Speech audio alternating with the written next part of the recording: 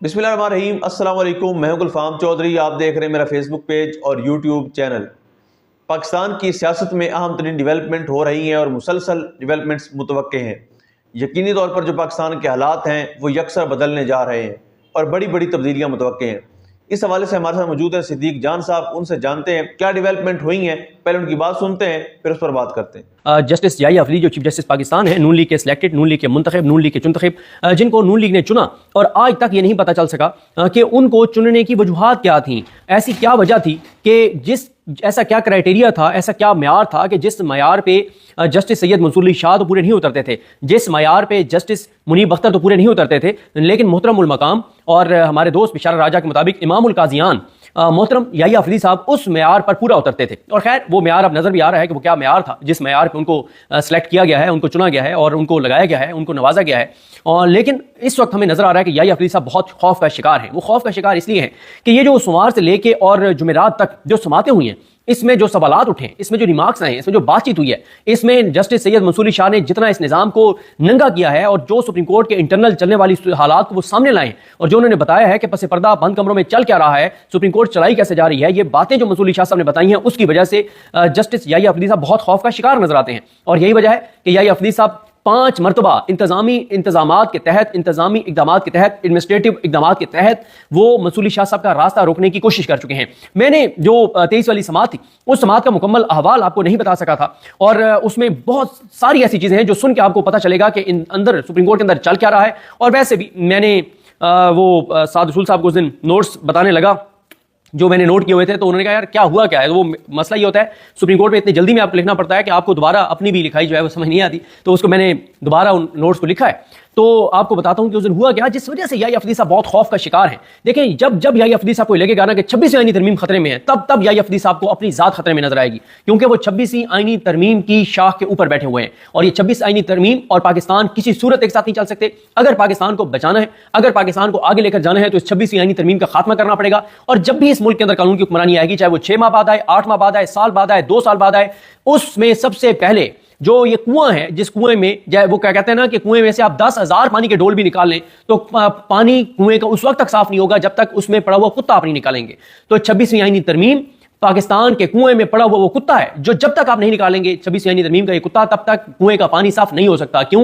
26वीं आईनी तरमीम ने पाकिस्तान की अदलिया की आज़ादी को खत्म कर दिया है, पाकिस्तान को मफलूज कर दिया है, पाकिस्तान को आगे बढ़ने से रोक दिया है। पाकिस्तान की अदालतों में चाबी वाले खिलौने अपनी कठपुतलियां भर्ती करके बिठा के पाकिस्तान की अदलिया को मजीद तबाह और बर्बाद करने, अपने मनपसंद फैसले लेके पाकिस्तान के अवाम को मजीद जरगमाल बनाने के इंतजाम किए गए हैं। अदलिया की आज़ादी को खत्म कर दिया गया है। पाकिस्तान को जितना बड़ा नुकसान पिछले 2.5 सालों में 26वीं आईनी तरमीम ने दिया है, 2-3 चीजें और होंगी। एक 8 फरवरी ने पाकिस्तान को बहुत नुकसान पहुंचाया, वो घटिया गलीज नीच खबीज गंदा आदमी काजी फाइजी साहब, उसने नुकसान पहुंचाया।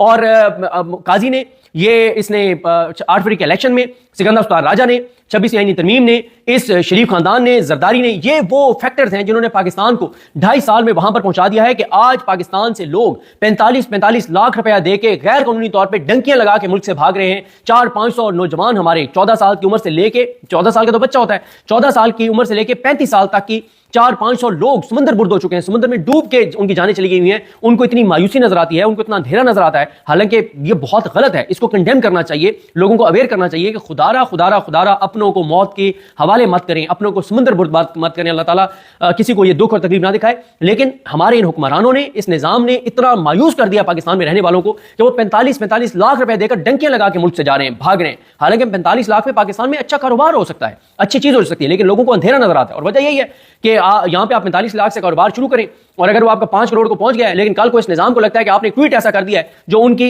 अना के खिलाफ है, जो उनके गरूर के खिलाफ है, जो उनके तकब्बुर के खिलाफ है, जो उनके मफाद के खिलाफ है, तो आपका 5 करोड़ का कारोबार 1 मिनट के अंदर अंदर बिल्डोजर चला के खत्म कर दिया जाएगा। आपको उठा के जेल में डाल दिया जाएगा। कोई अदालत, ना याहिया अफरीदी की अदालत आपकी सुनेगी, ना अमीनुद्दीन खान की अदालत को आपकी सुनेगी, ना आमिर फारूक साहब की अदालत से आपको कुछ मिलेगा, ना आपको आलिया नीलम साहिबा की अदालत से कुछ मिलेगा। तो ये वो सूरत हाल है जिसने पाकिस्तानियों को बहुत ही शदीद मायूसी का शिकार कर दिया है। लेकिन मायूसी गुनाह है, मायूसी वाली बात नहीं है। मुश्किलात आई हैं, मुश्किलात हैं, मुश्किलात और भी आ सकती हैं, लेकिन अल्लाह ताला अपना फजल और करम करेगा, जीत अवाम की होगी, अवाम जीतेगी। और जाहिर है इस वक्त पाकिस्तान के लोग, अक्सरियत जिसके हामी हैं, वो भी जेल में बैठ के डटा हुआ है, वो पीछे हटने को तैयार नहीं है, वो कंप्रोमाइज करने को तैयार नहीं है, वो झुकने को तैयार नहीं है, वो सरेंडर करने को तैयार नहीं है, और वो इस निज़ाम को भी NRO देने को तैयार नहीं है, इसको फेस सेविंग देने को तैयार नहीं है।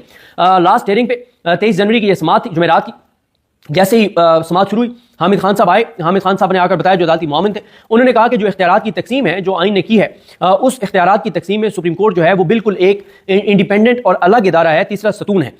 इंतजामी इख्तियारात के तहत जो ये जो जिस तरह की कानून साजियाँ की गई हैं, इन कानून साजियों के जरिए 26वीं आईनी तरमीम के जरिए सुप्रीम कोर्ट को कमज़ोर किया गया है, सुप्रीम कोर्ट को तकसीम किया गया है।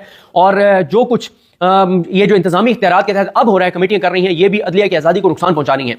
हामिद खान साहब ने कहा कि कुछ 26वीं आईनी तरमीम में कुछ जजेस के इख्तियारात को कम कर दिया गया है, कुछ के इख्तियारात को बढ़ा दिया गया है। तो उन्होंने कहा कि आइन इजाज़त ही नहीं देता, जो हमारा आइन का बुनियादी स्ट्रक्चर है, सैलिएंट फीचर्स हैं, वो इजाज़त नहीं देते कि आप सुप्रीम कोर्ट के कुछ जजेस से इख्तियारात छीन लें और कम कर दें। तो उन्होंने कहा इसकी आइन इजाज़त ही नहीं देता, तो ये गैर आईनी काम किया गया है। मंसूर अली शाह साहब ने कहा कि दुनिया की कोई ऐसी अदालत या आइन बताएं जहां एग्जेक्टिव जो है वो बेंचेस बनाती हो। हामिद खान साहब ने कहा नहीं, हर जगह एग्जेक्टिव अलग है, अदलिया आज़ाद है, अलग है।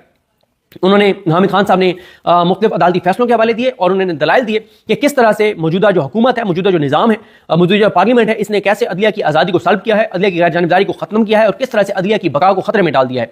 हामिद खान साहब ने बताया कि अगर इंतजामी ऑर्डर से जुडिशल ऑर्डर का लदम होंगे तो इदारा तकसीम होगा और अदलिया के अंदर लड़ाई होगी।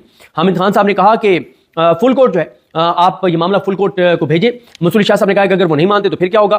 तो हामिद खान साहब ने उसके बाद 2A के बारे में कहा कि 2A की अभी स्क्रूटनी नहीं हुई। 2A वो आईनी बेंच की कमेटी है, 2A के तहत जो बनी है। 2 जो है प्रैक्टिस एंड प्रोसीजर एक्ट का, उसकी तो स्क्रूटनी हुई है। सुप्रीम कोर्ट ने उसको राजा आमिर केस में सुना है, लेकिन उसमें भी यह है कि सुप्रीम कोर्ट ने जब उसको दुरुस्त करार दिया था और वो भी गलत था काजी फाइज ईसा ने, और उस वक्त मंसूर शाह साहब भी काजी फाइज ईसा जैसे घटिया और नीच इंसान के साथ थे। तो उस वक्त जो 2 सेक्शन था जिसके तहत रेगुलर कमेटी थी, उसमें उसके मुताबिक कौन था? उसके मुताबिक काजी फाइज ईसा थे और काजी फाइज ईसा के साथ उस वक्त मुनीब अख्तर साहब भी थे और मंसूर शाह साहब भी थे। बाद में फिर उसको चेंज कर दिया गया, मुनीब अख्तर साहब को निकाल दिया गया, अमीरुद्दीन खान साहब को ले आए और फिर उसके बाद तो फिर वैसे ही इनको आईनी बेंच का सरबराह बना दिया गया और आईनी बेंच का सरबराह बना के और उनको उसमें शामिल कर दिया गया। लेकिन 2A की स्क्रूटनी नहीं हुई क्योंकि ये बाद में आया है, ये 26 आईनी तरमीम में आया 2A, तो 2A की स्क्रूटनी अभी नहीं हुई। अदलिया ने इसको नहीं देखा कि आइन के मुताबिक है या आइन से मुतसादिम है। उसके बाद हामिद खान साहब ने, बल्कि मंसूर शाह साहब ने भी बताया कि सुप्रीम कोर्ट के इख्तियारात बढ़ाने के लिए कानून साजी हो सकती है और इसीलिए हमने जो प्रैक्टिस प्रोसीजर एक्ट है उसको आइन से मुतसादिम करार देने की दरखास्त मुस्तरद की थी।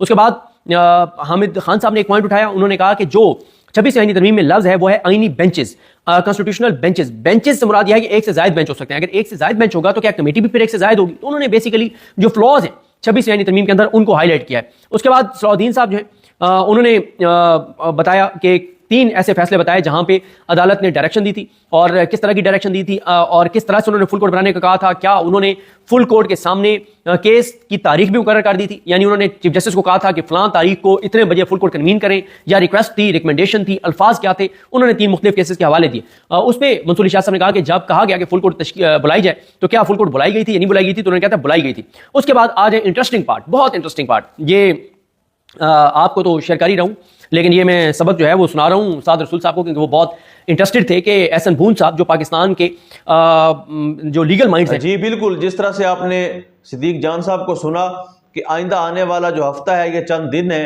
ये पाकिस्तान की सियासत में कितने अहम हैं और इसमें जो पाकिस्तान की सियासत है उसमें कितनी बड़ी तब्दीलियाँ मुतवक्के हैं।